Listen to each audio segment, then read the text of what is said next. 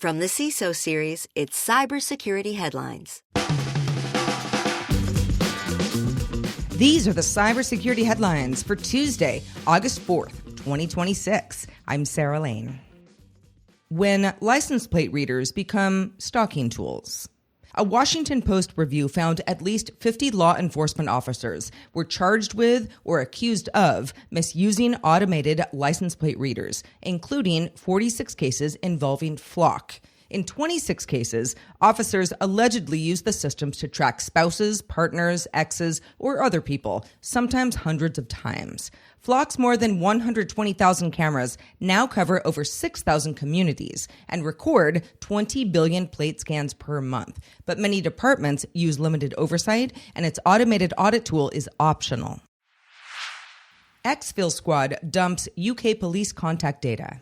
ExfilSquad published contact details for more than 100,000 UK police officers, police staff, criminal justice workers, and government partners after breaching the Police National Legal Database, or PNLD. The leaked records include names, organizations, and work email addresses. PNLD provides legal information and services to UK police and criminal justice organizations. China-linked hackers shrink the patch window. CrowdStrike reports China-linked groups are compressing the time between a vulnerability disclosure and exploitation to less than a day. Vault Panda and Genesis Panda both deployed exploits for React 2 Shell, a critical, unauthenticated remote code execution flaw in React server components, almost immediately after it became public. That pace really doesn't leave defenders with much room between disclosure and active attacks. Riverbank says hackers deleted stolen data.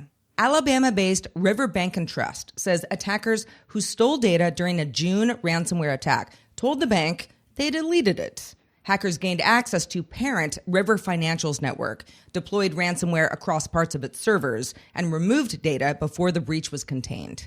River is still determining what information was involved, says it has seen no resulting fraud, but is also facing 2 proposed class action lawsuits over the incident. Huge thanks to our sponsor, ThreatLocker. An attacker uses AI to create a payload your security tools have never seen. Detection now has to recognize it before the payload can act. ThreatLocker approaches the problem earlier by controlling whether that code is permitted to run at all. Explore a deny-by-default approach for your organization at threatlocker.com/CISO. Visa bets big on behavioral fraud defense.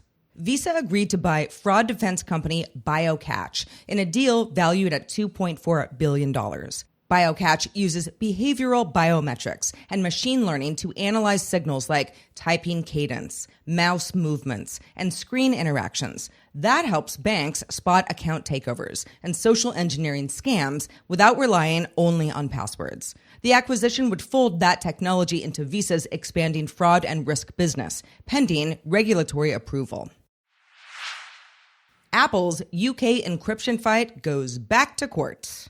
Apple filed a new challenge with the UK's Investigatory Powers Tribunal over a government order seeking access to encrypted iCloud data belonging to British users. The new demand followed Britain's decision last year to drop a broader order covering users worldwide after pressure from the US. Apple's advanced data protection uses end-to-end encryption, meaning even Apple cannot unlock that data, and the company withdrew the feature from the UK rather than build a backdoor. Hackers raid Liechtenstein's ownership register. Attackers accessed Liechtenstein's Register of the People, who ultimately own or control companies, foundations, and trusts, exposing records on about 31,000 people. This is a small country, home to roughly 40,000 residents and a large financial sector, using the register to combat money laundering and terrorist financing. Officials took the system offline, formed a crisis team, and said they found no sign that records were changed or deleted. N-Able rushes a second fix for N-Central flaw. N-able issued an emergency hotfix for N-Central after attackers exploited an authentication bypass to compromise servers. The flaw survived an initial fix and affects every build before 2026.3.1.7, including systems upgraded only to N-Central 2026.3. N-Central is a remote monitoring and management platform used by managed service providers. N-able says it mitigated hosted systems and urged on-premises customers to install that hotfix immediately. South Korea finds KT over fake cell towers. South Korea's privacy regulator fined KT, formerly known as Korea Telecom, 53.98 billion won, or about $39 billion US dollars, over a breach involving illegal femtocells, those small base stations used to improve indoor mobile coverage. Weak device controls and disabled encryption let attackers intercept subscriber information, exposing data on 22,227 people. The campaign also produced 777 unauthorized mobile payments, affecting 368 customers and totaling 243 million won. If you have any thoughts on the news from today or about our show in general, be sure to reach out to us at feedback@CISOseries.com. We always want to hear from you.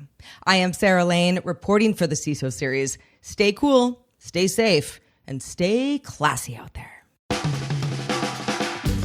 Cybersecurity headlines are available every weekday. Head to CISOseries.com for the full stories behind the headlines.